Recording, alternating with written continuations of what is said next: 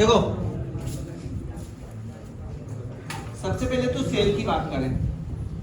ये जो सेल शब्द है ना, ये अलग अलग विषयों में सेल का अर्थ अलग अलग होता है। अंग्रेजी में सेल होता है ना, सेल मतलब बेचना, सेल करना। सामाजिक विज्ञान में चले जाओगे तो सेल माने चट्टान होता है। फिजिक्स में जाओगे या केमिस्ट्री में जाओगे तो सेल मतलब एक ऐसी युक्ति या एक ऐसा उपकरण जो रासायनिक ऊर्जा को विद्युत ऊर्जा में बदल दे, उसको अपन क्या बोलेंगे? सेल। ये सेल दो टाइप के होते हैं, विद्युत अपघटनी सेल भी होते हैं या विद्युत रासायनिक सेल भी होते हैं, है ना। और फिर उनमें भी एक टाइप ये दो टाइप ये भी आ जाते हैं, प्राथमिक और द्वितीयक। प्राथमिक सेल जो होते हैं वो यूज एंड थ्रो वाले होते हैं। उनको एक बार आवेशन और एक बार निरावेशन करते हैं। एक बार आवेशित कर दिया और एक बार यूज करा, फिर आपको फेंकना ही है उसको। और एक होता है आपका द्वितीयक सेल, जिसका हम बार बार आवेशन और बार बार निरावेशन मतलब चार्ज और डिस्चार्ज कर सकते हैं। जैसे घड़ी में जो सेल लगे होते हैं वो प्राथमिक सेल होते हैं। एक बार आवेशित करके और अपन दुकान से लाकर खरीद कर उसे लगा देते हैं, फिर आपको उसका यूज कर लेते हैं आप, वो डिस्चार्ज हो जाता है, फेंक देते हो।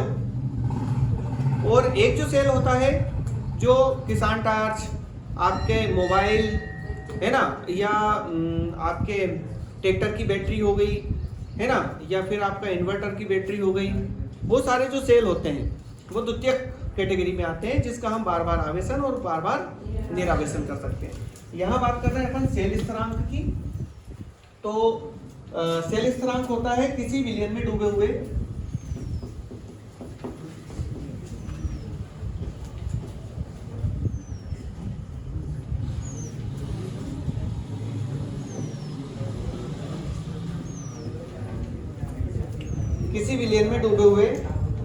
दो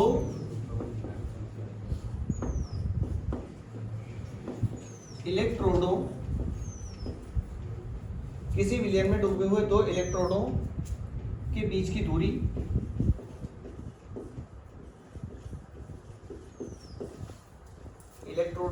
दूरी L, फिर कॉमा लगाना, तथा किसी एक इलेक्ट्रोड के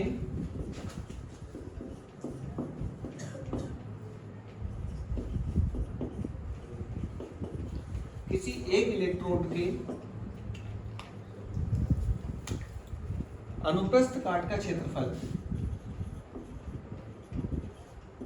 अनुप्रस्थ काट का क्षेत्रफल, अनुप्रस्थ काट का क्षेत्रफल A, कैपिटल A लिख लो या स्मॉल A लिख दें, कैपिटल A के अनुपात को सेल स्थिरांक कहा जाता है।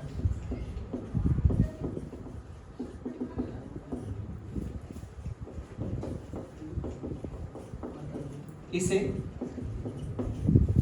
लैम्डा से दर्शाते हैं, सॉरी लैम्डा से नहीं,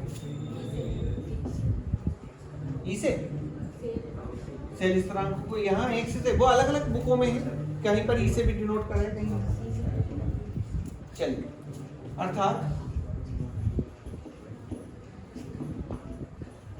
ये क्या हो जाएगा L/A। अब ये क्या अर्थ है इसका? इसका अर्थ ये है कि ये हमने एक सेल बनाया। अब ये सेल कैसे बना रहे हैं? एक विलयन लिया है। कैसा विलयन? एक आपने ध्रुवीय विलायक ले लिया है और उसमें क्या डाल दिया? विद्युत अपघट्य। ठीक है, विद्युत अपघट्य को डालने पर यहाँ पर आपने एक दो राड ले ली, है ना, एक कार्बन की हो सकती है और एक कॉपर की या जिंक की ले लो, अलग अलग धातुओं की, है ना। फिर अपन क्या करेंगे, इस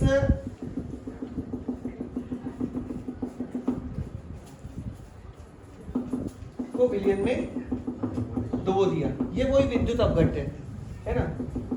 तो ये दोनों इलेक्ट्रॉनों के बीच की दूरी, इन इलेक्ट्रोडों के बीच की दूरी क्या हो गई? L हो गई।